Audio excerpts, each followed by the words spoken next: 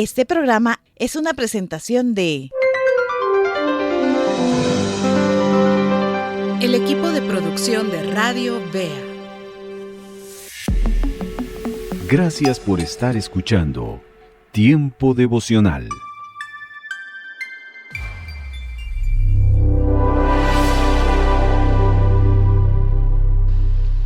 Antes de iniciar nuestro devocional, quiero contarles una breve historia.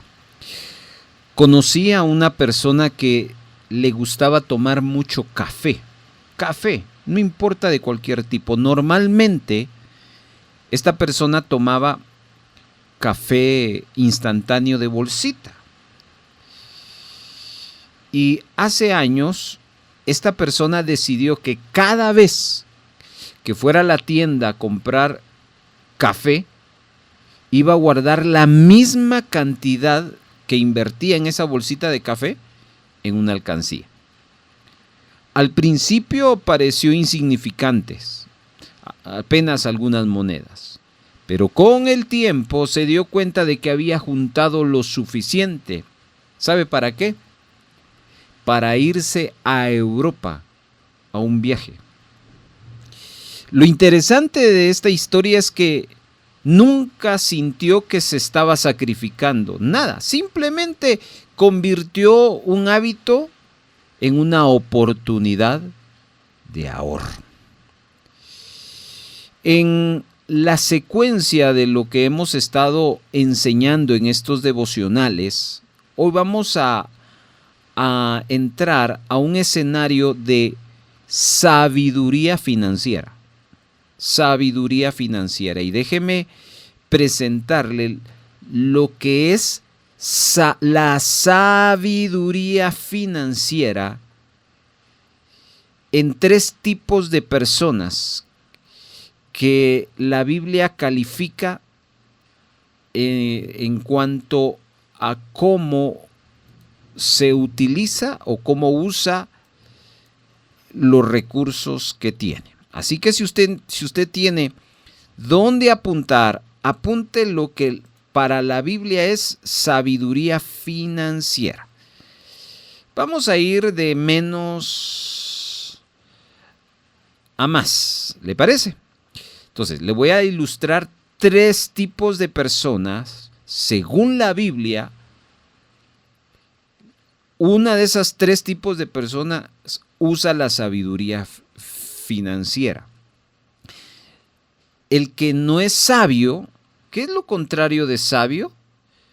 Negligente. Hay negligencia financiera. Entonces, voy a ir rápidamente a calificarle lo que la Biblia habla de la sabiduría financiera en base a tres tipos de personas. Para eso vamos a ir a la Biblia.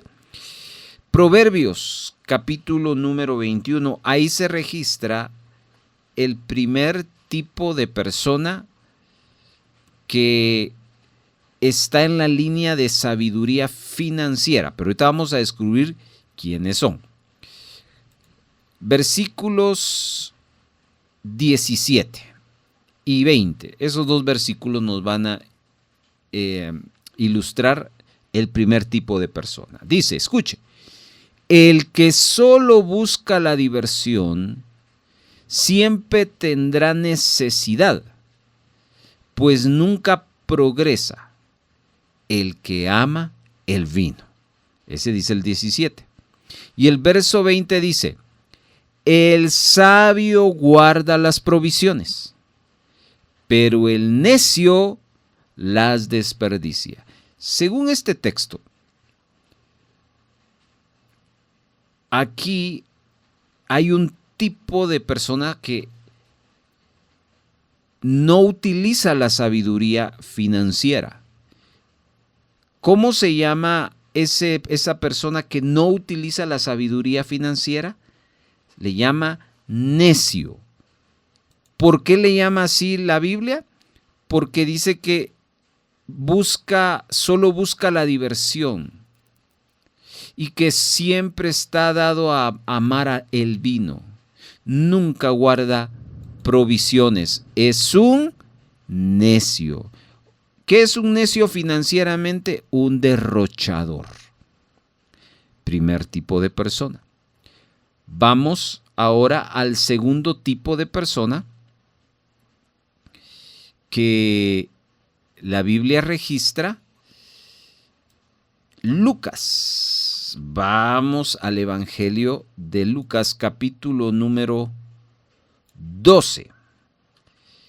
Dos versículos que vamos a leer, que es el 16 y el 21.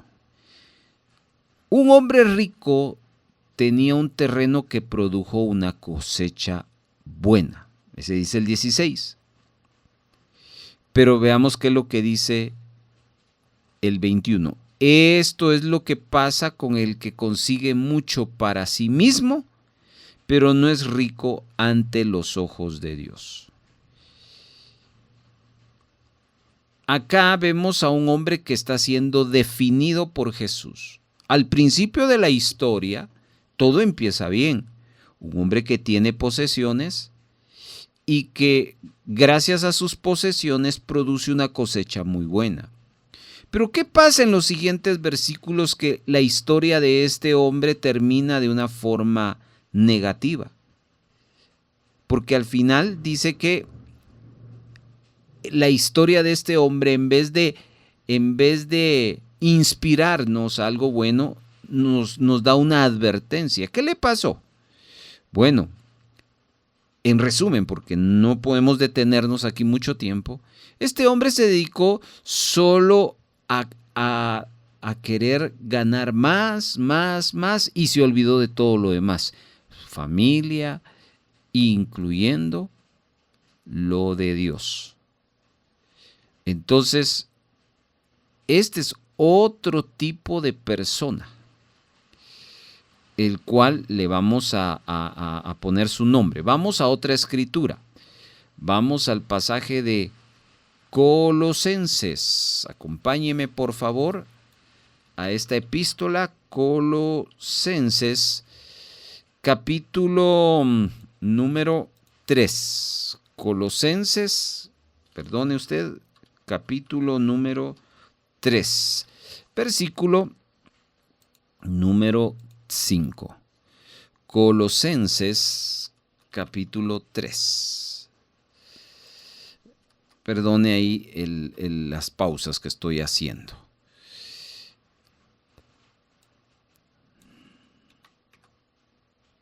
Dice, versículo 5, así que saquen todo el mal de su vida, pecados sexuales, inmoralidades, malos pensamientos, malos deseos y codicia, que es una forma de adorar ídolos.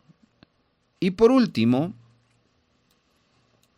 para definir, ya definimos a un tipo de personas que en este caso no conecta con la sabiduría financiera, le llamamos necio, y ahorita estamos buscando a otro. Primera Timoteo capítulo número 6, versículo número 9, dice, los que quieren ser ricos caen en la trampa de la tentación. Empiezan a tener deseos descabellados que los perjudican.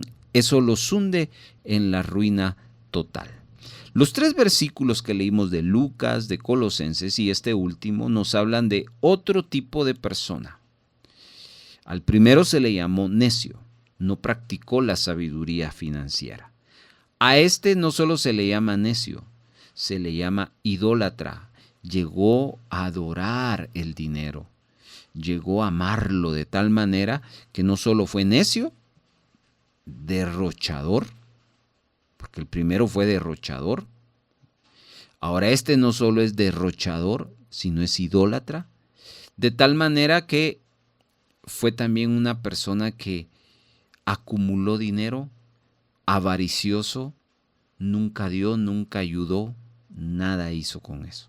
Así también la Biblia habla de otro segundo tipo de persona que no practica la sabiduría financiera. ¿Qué le parece, hermanos? Ahora veamos al tercer tipo de persona, que está conectado con la sabiduría financiera. Leamos Proverbios capítulo 6, versículo número 6. Dice: perezoso, sigue el ejemplo de la hormiga, mira lo que hace y aprende de ella. Luego voy a leerles ahora otro proverbio, capítulo número 13, versículo número 22. El hombre honrado deja herencia a sus nietos, pero la riqueza de los pecadores está reservada para el justo. Vamos a otra escritura en Proverbios 21, versículo número 20. El sabio guarda las provisiones, pero el necio las desperdicia. Y así como otros pasajes podemos registrarlo, pero necesitamos cerrar acá e irnos al tema. Entonces, como ve, aquí sí hay un hombre que conecta con la sabiduría financiera. ¿Quién es él? El que es fiel. ¿Por qué le decimos que es fiel? Porque es ahorrador. Y este es el tema de hoy. Un sabio financieramente es aquel que ahorra. Entonces, resumamos. El primero de ellos lo vimos que es un derrochador. La Biblia lo cataloga como una persona que gasta con facilidad, con ligereza lo que tiene. Gasta todo lo que le entra y no piensa en el futuro.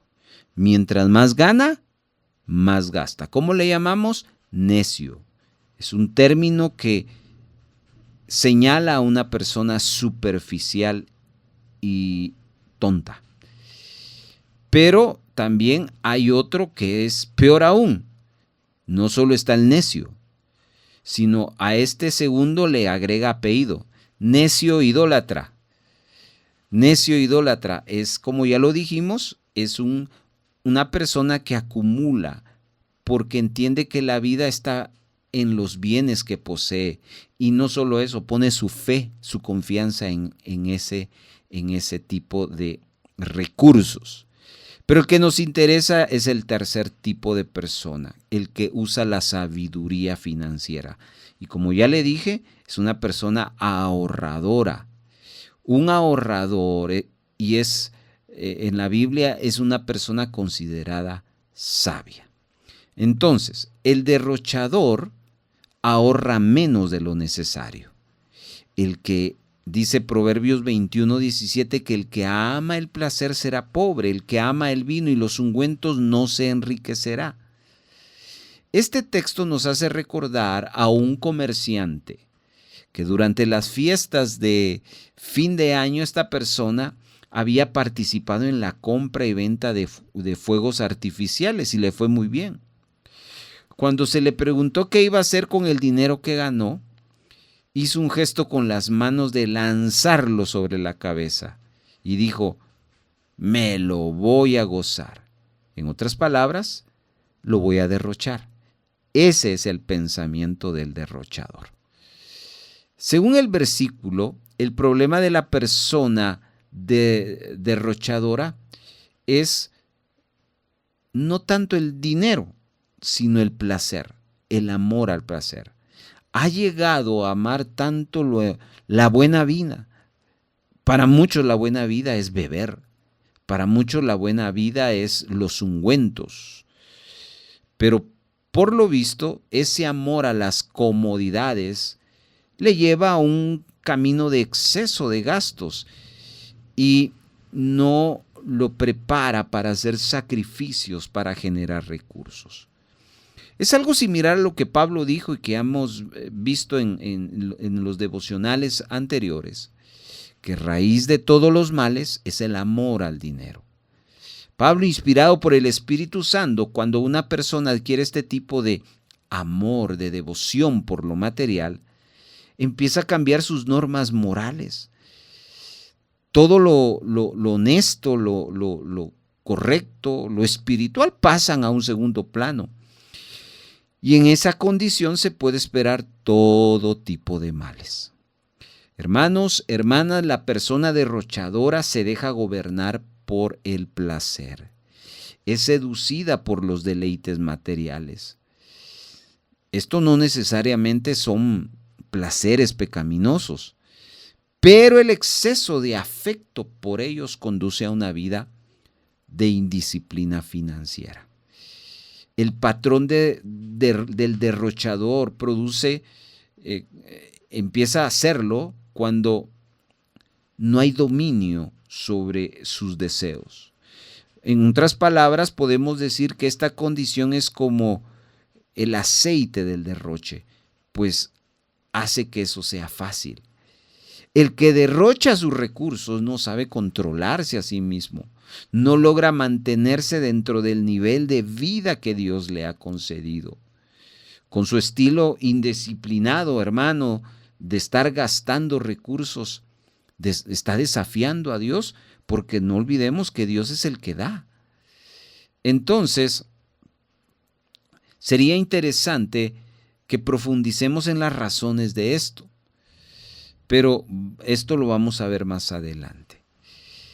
Hermano, si bien es cierto que el aceite del derroche es la falta de dominio, el combustible del derroche es el descontento, pues este lo va a encender para gastar más. El derrochador está constantemente deseando cosas mejores, más nuevas, más vistosas, más finas, porque según él, la que tiene no lo satisface. Así que es un deseo que va más allá de la aspiración genuina a mejorar el nivel de vida. Escuche bien lo que acaba de mencionar. La aspiración genuina de mejorar el nivel de vida. Eso no es pecado, hermano. Mejorar, tener una aspiración de mejorar el nivel de vida no es pecado. Pero cuando eso se convierte en el deseo, en el centro, eso conduce al derroche. Y empieza con un descontento, con una murmuración, una amargura. Y estas son las condiciones de vida del derrochador. Normalmente el derrochador suele estar irritado porque no está contento con lo que tiene. Está descontento con la realidad en que vive y descontento con Dios porque en algún momento entiende de que Él es el que da todo. Entonces, otra forma de derrochar es porque muchos andan comparándose con los demás y al ver que están por debajo de otros se sienten inseguros, se sienten presionados a un nivel de vida que no corresponde con los medios que ellos disponen. Estamos viendo en la generación en la que estamos viviendo mucho de eso, hermanos, porque muchos están definiendo el valor de su vida en función de los recursos que tienen. Y estimado hermano, eso es una mentira que muchas personas llegan a creer. Entonces, las razones por las que alguien derrocha no son problemas financieros, son problemas de carácter. Problemas en cómo las personas abordan la vida y se acomodan a los recursos. Esto significa que no hay que ser un profesional de finanzas para ser ordenado financieramente. Aquí, este principio nos lleva a considerar desarrollar el carácter controlado por Dios y también el contentamiento, el gozo de Dios. Entonces, esto es el derrochador. Pero también hablamos del que es el acumulador, el que llega a idolatrar el dinero. Lucas, leímos ese pasaje, Jesús está dando una enseñanza y su enseñanza es una llamada de prevención. Cuídense, dice, de toda forma de avaricia, porque aun cuando alguien tenga abundancia, su vida no consiste en ello. Y entonces aborda la siguiente parábola. Cierto hombre rico había producido mucho, y él pensaba dentro de sí, ¿qué haré? ya que no tengo dónde almacenar mis cosechas. Entonces dijo, ya sé, voy a derribar mis graneros y edificaré otros más grandes y allí almacenaré todo mi grano y mis bienes. Y diré a mi alma, alma, tienes muchos bienes guardados para muchos años. Descansa, come, bebe, diviértete. Pero Dios le dijo, necio, esta misma noche te reclaman el alma y ahora, ¿para quién será lo que has provisto? Y el desenlace es, así es el que acumula, por eso le llamamos el acumulador. Así es el que acumula tesoro para sí y no es rico para con Dios. Entonces Jesús nos está presentando a esta persona que, habiendo tenido una excelente temporada en su negocio, se habla a sí mismo sobre cómo va a manejar sus ganancias. Y aquí hay varios aspectos de la historia. Por un lado, no hay ninguna expresión en toda la parábola que este hombre haya dicho, gracias Dios por la cosecha lograda, ¿verdad que no? Entonces, si hay una actividad económica en la que los negociantes deberían atribuirle a Dios el haber tenido una buena temporada, es en la actividad agrícola. ¿Por qué? Porque la agricultura requiere pericia, pero también requiere esperar, por ejemplo, que llueva. Y un agricultor, no puede hacer producir lluvia. Entonces, hermano, por eso es que la acción de gracias debería de estar allí. Pero no solo la lluvia, la temperatura. Pero no solo la temperatura, el control de las plagas, por ejemplo. Pero vemos aquí a un hombre que ha tenido gran ganancia por su cosecha, pero poca gratitud delante de Dios. Y cuando él se está hablando a sí mismo, él dice, mis cosechas, mis graneros, mi grano, mis bienes. Este hombre se sentía dueño y, como ya lo enseñamos, no mayordomo. Y es por eso que con razón no siente gratitud para con Dios. Este es el problema de aquella persona que tiene un corazón de acumulador. No se ve a sí mismo como mayordomo, sino como dueño.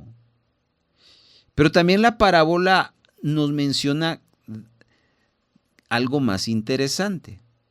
No hay referencia de nadie más que no sea él mismo. No creo, hermano, que este hombre haya tenido éxito haciéndolo él solo. Pensemos, mínimo, tenía familia, mínimo, pero nunca la menciona.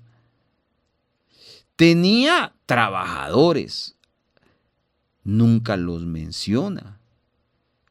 Tenía proveedores, nunca los menciona.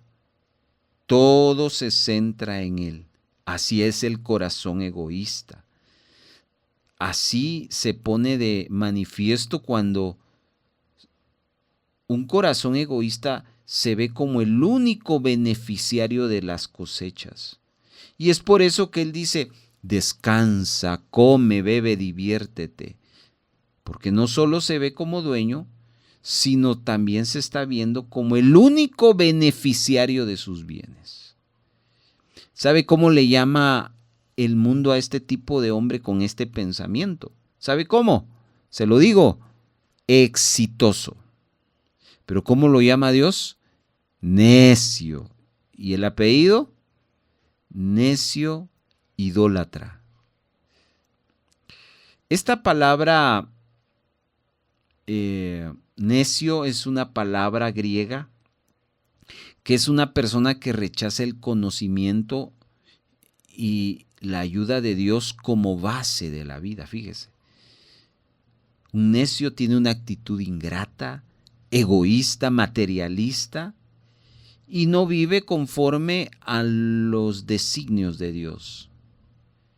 Entonces se convierte en una persona con una actitud egoísta, insensato, porque empieza a vivir la vida como que no hubiera nadie más allá que él. Por eso es que tiene mucho sentido la pregunta de Dios al final de la parábola. Esta misma noche te reclamarán el alma. Y aquí viene la pregunta. ¿Para quién será lo que has provisto? Entonces vea que esa acumulación le resulta en idolatría porque trata las posesiones que ha ganado como la fuente de su esperanza, de su premio, de su plenitud. El agricultor en la historia le habla a su alma. Pero pregunta, ¿puede lo material producir descanso? Claro que no. Por eso que ahí definimos como un hombre idólatra. Esa es la actitud con la que muchos viven cuando piensan que si tuvieran más podrían tener más descanso, como lo que anhelan hoy. Hermano, yo le recuerdo, solo Dios puede dar esa paz y ese descanso. Entonces, para Dios, el hombre exitoso es distinto. Ya vimos cómo el mundo define el éxito. Entonces nuestra generación considera a alguien que tiene éxito cuando acumula, cuando tiene excesivos bienes, reconocimiento social, profesional. Por eso dice Dios en el Salmo 1, versículo número 1 y 2. Cuán bienaventurado es el hombre que no anda en consejo de impíos, ni se detiene el camino de los pecadores, ni se sienta en la silla de escarnecedores, sino que en la ley del Señor está su deleite, y en su ley medita de día y de noche. Ese es el hombre al que Dios le llama exitoso. El dinero y las posesiones, curiosamente, en este texto no son mencionados. Tampoco se menciona la fama o el reconocimiento. El éxito, según la Biblia, no está en los bienes, ni en lo que este mundo considera deseable. Todo eso es secundario. Entonces, hermanos, hagamos aquí algunas ideas. ¿Usted piensa que la vida está en los bienes que posee? ¿Qué piensa esa persona que considera esta pregunta como verdad? ¿La vida está en los bienes? Si tuviera más dinero o posesiones, ¿usted creería que sería más feliz o que se sentiría pleno? Ese es un pensamiento engañoso que a veces tiene la gente y que normalmente no lo va a compartir. ¿Por qué? Porque el que vive en el mundo de los si tan solo tuviera más dinero o un mejor trabajo o una casa más grande, etcétera, es alguien descontento y piensa que la vida está en los bienes. A menudo esta persona piensa que eso que les falta va a cambiar cómo se siente en su corazón. Pero ¿sabe qué? La verdad es que solo Dios puede obrar un cambio en lo profundo de nosotros y darnos satisfacción. Quiero decirle una cosa y apúntelo en su corazón. Es posible no tener nada, pero tener a Dios como máximo tesoro y sentirnos felices y plenos. Aleluya. Aunque la idea, hermano, de que el amor al dinero nos puede conducir a pecar,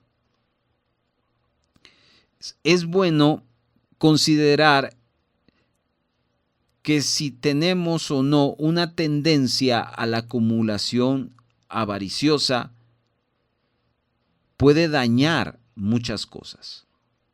En este sentido, pregunto, ¿usted sería capaz de incumplir una norma de la empresa en que trabaja? Si usted trabaja en el gobierno y por ahí le ofrecen una forma de conseguir más dinero, pero infringiendo algo? ¿Ha hecho algo así usted? ¿O ha dañado alguna relación con alguien con tal de tener más bienes?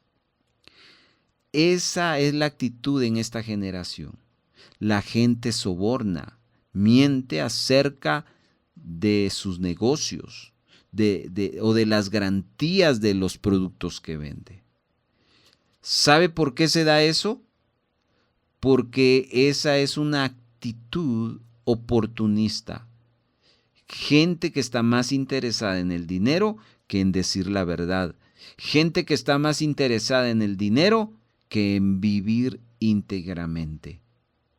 Cuando estas cosas se hacen presentes en una persona, son indicadores de necedad y de idolatría a lo material. Y es de esperar que se tengan tendencias a la acumulación. Jesús enseñó, cuando ofrezcas una comida, eso dice en Lucas 14, del 12 en adelante, cuando ofrezcas una comida o una cena, no llames a tus amigos, ni a tus hermanos, ni a tus parientes, ni a tus vecinos ricos, no sea que ellos a su vez también te conviden y tengan ya tu recompensa. Antes bien, cuando ofrezcas un banquete, llama a pobres, mancos, cojos, ciegos, y serás bienaventurado, ya que ellos no tienen para recompensarte, pues tú serás recompensado en la resurrección de los justos. Mire qué linda escritura esta. No invites a tus amigos, a tus hermanos, a tus parientes, porque vas a tener tu recompensa. ¿Y cuál es tu recompensa? ¿Sabe cuál es? Que si yo lo invito a usted, ¿sabe qué va a hacer? Usted me va a invitar a mí. Y porque usted me invitó a mí, lo vuelvo a invitar a usted y hacemos un ciclo. Pero si usted o yo invitamos a un pobre, a un manco, a un cojo, a un ciego, ellos no tienen la capacidad de decirnos, hermano Carlos, mire, gracias por ser gentil, lo invito. No, no tienen. Pero usted va a ver una persona agradecida, feliz, y eso a usted le va a producir dicha y felicidad. Pero hay una recompensa que usted va a recibir de parte de Dios. Entonces, aquí observe que el Señor nos llama a ser generosos, pero generosos desinteresados. Y nos está invitando a que ayudemos a quienes no pueden devolvernos el favor. Esa es la generosidad de Dios. Él nos da cosas a nosotros, pero no está esperando que nosotros le devolvamos el favor, porque Dios no necesita nada de nosotros.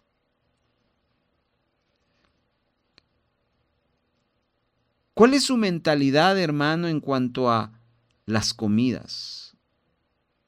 ¿Ha podido usted notar esa tendencia en el corazón? Por ejemplo, las personas de una buena estabilidad económica o de buena posesión económica, por lo general, se dan a los banquetes, comidas abundantes.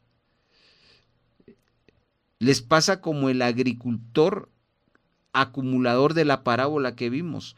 Cuando sus posesiones abundan, piensan en ellos, y pocas veces se piensan en ser generoso con otros cuando se ha recibido mucho. Hay muchos ejemplos de esta actitud. A veces las empresas prosperan y ganan mucho dinero, pero no hay aumentos salariales a su personal. No se corresponden con dicha y prosperidad. Y entonces empiezan esa batalla entre los colaboradores y la empresa. En ocasiones se disfruta de una cena en un buen restaurante y a la hora de dar la propina, uno da lo poco. Así se comportan las generaciones. Entonces, ejemplos hay muchos para dar otro tras otro. Pero Jesús murió y pagó por nuestros pecados en la cruz. En el pasado, cuando hacía algún tipo de transacción económica con alguien, nuestro objetivo era lograr el mejor acuerdo posible. Pero con el tiempo nos dimos cuenta de que nuestro objetivo era incorrecto. Se debía procurar más bien que el acuerdo fuese justo para ambas partes, aunque no se lograra lo mejor para nosotros. Eso es lo que Dios llama que Dios se glorifique en nuestras vidas. Así que, hermanos, aquí tenemos mucho que aprender y mucho que crecer.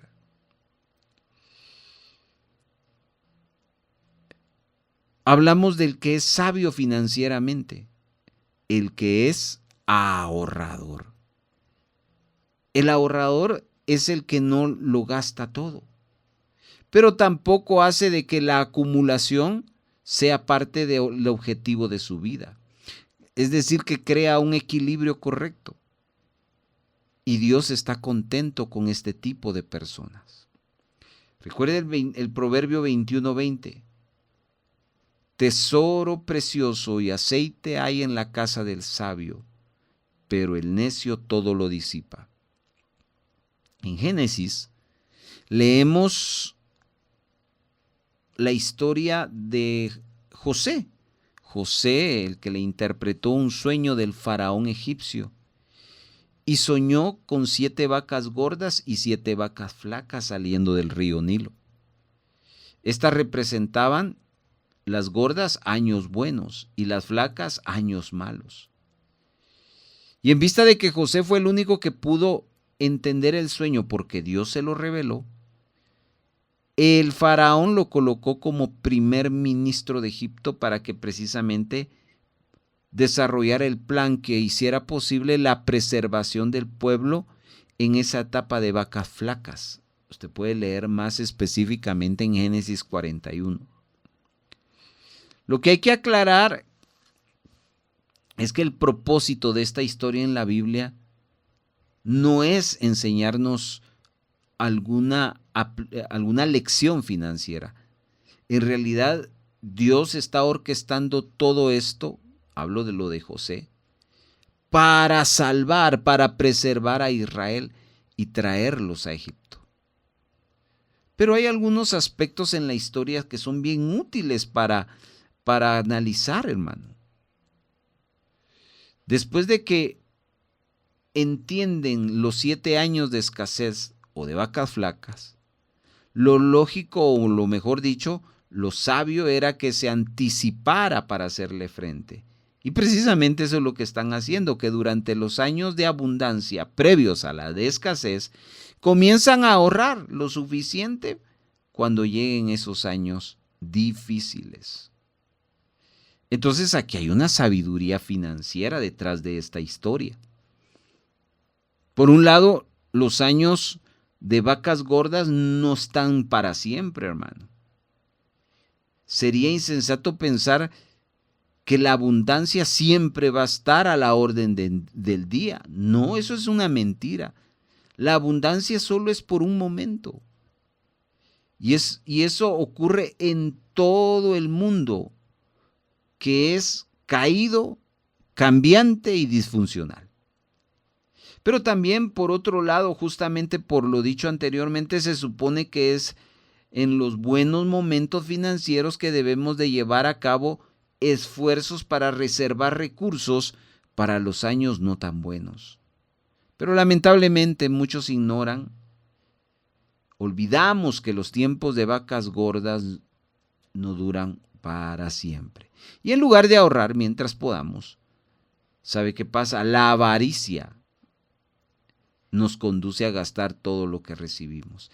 Es entonces cuando vienen los tiempos de vacas flacas y es ahí donde se recuerdan que hay que ahorrar, pero ya no tienen para hacerlo.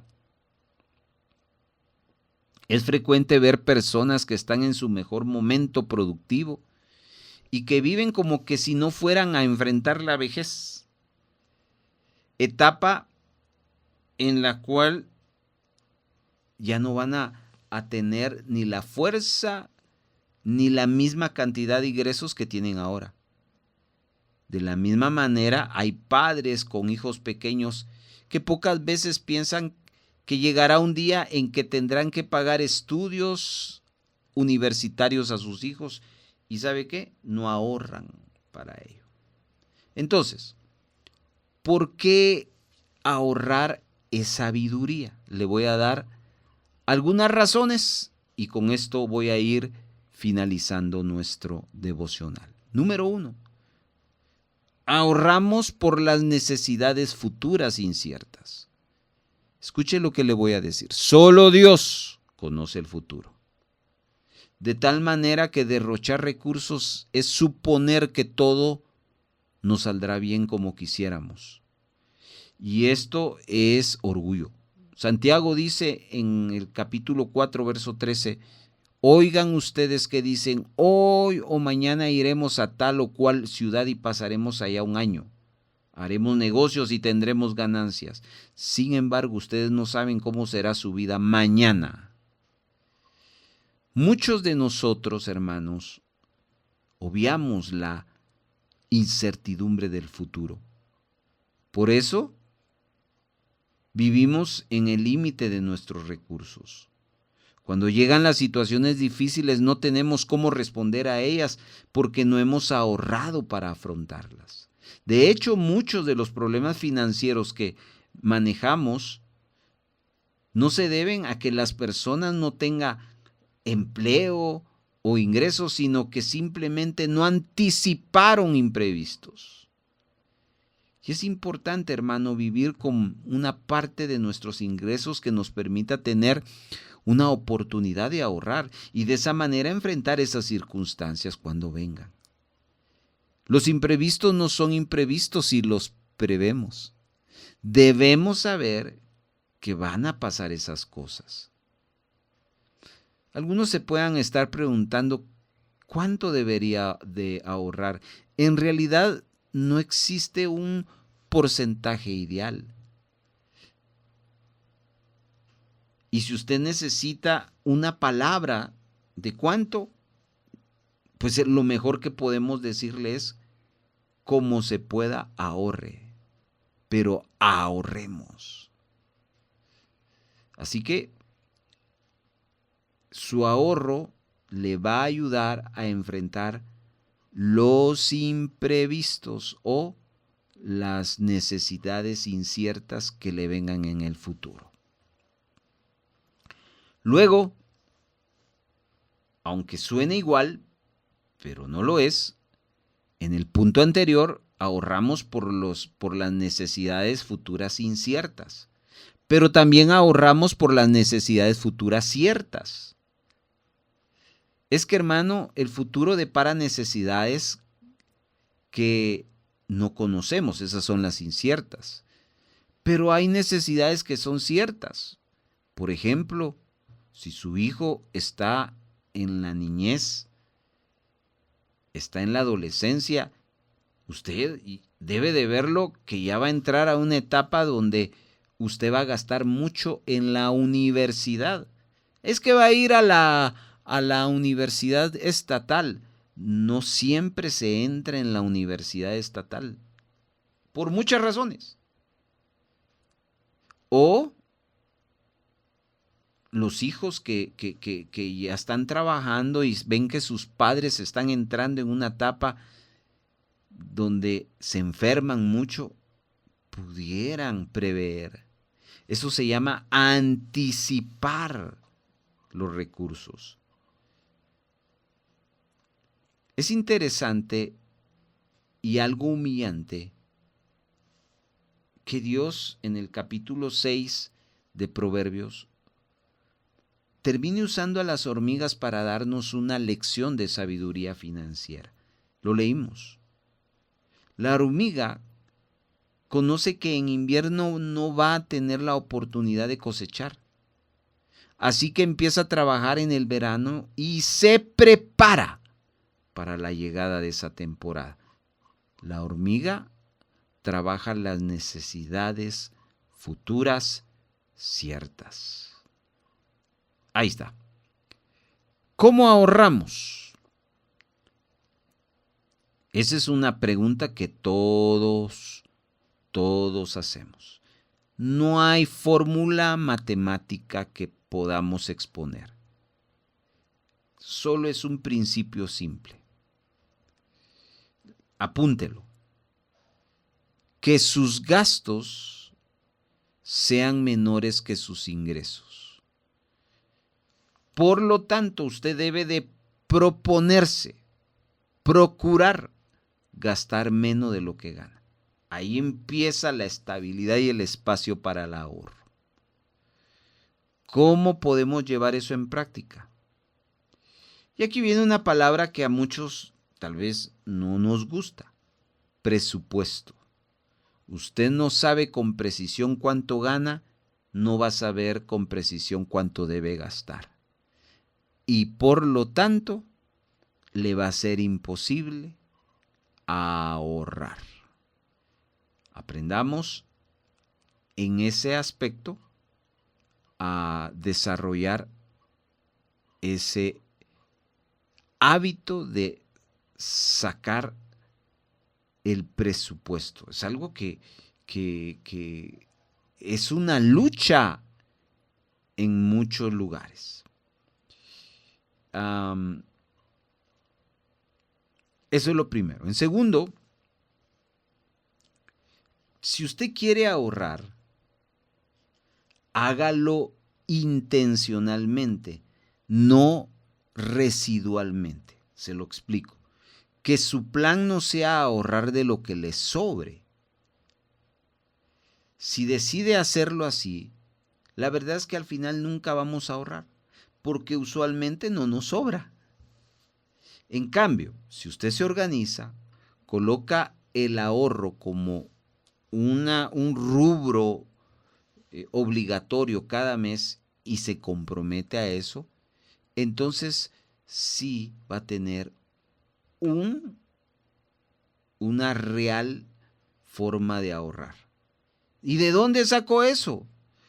El ahorro implica no salir a comer, por ejemplo, afuera del hogar, varias veces a la semana. Ir con menos frecuencia a la zona de diversión. O quizás que usted está pagando un plan telefónico mensual, cambiarse al plan prepago, que es más barato, y ahí usted puede ahorrar. ¿Cómo lo hago? No gaste por encima de su nivel de vida. Eso es ser muy bíblico. Hay que evitar los intereses. Cada vez que uno financia algo, es decir, cuando lo compramos a plazos, hay una porción que pagamos que se llaman intereses. Eso significa que estamos pagando más por consumir de lo que queremos. En pocas palabras, es que no compremos a plazo y con intereses lo que no es necesario. Hay que huir de los intereses todas las veces que podamos, porque esos van a comer nuestros ingresos. Y un último consejo: controlemos nuestra vida. Todo lo que hemos aprendido hasta ahora no se puede aplicar si no llegamos a tener un dominio propio en el ámbito financiero. Y aquí terminamos. Nuevamente nos topamos con el tema del carácter. El ahorro, más que un sobrante en sus finanzas, es el resultado de una combinación de virtudes en su carácter y en el mío, el cual nos lleva a ahorrar. En otras palabras, un cristiano que ahorra de manera regular la parte de sus recursos es porque está mostrando en su carácter disciplina, orden y valores que lo hacen manejar sus recursos de una manera que agrada a Dios. Es cierto que muchas dificultades económicas se deben a cosas que están fuera de nuestro control y que incluso hay casos difíciles que aún el mejor de los planes de ahorro no podría llevarnos a enfrentar eso. Pero como ya hemos mencionado, la mayoría de los desórdenes financieros son producidos por el desorden. Así que el Señor nos ayude en el desarrollo de nuestro carácter, esa debilidad, esa disciplina. Estimados hermanos, en verdad necesitamos desarrollar la gracia de Dios sobre nuestro carácter para poder ahorrar. Hermano, gracias por habernos escuchado y siga en sintonía de Tiempo Devocional con estos temas financieros. Seguiremos la próxima semana.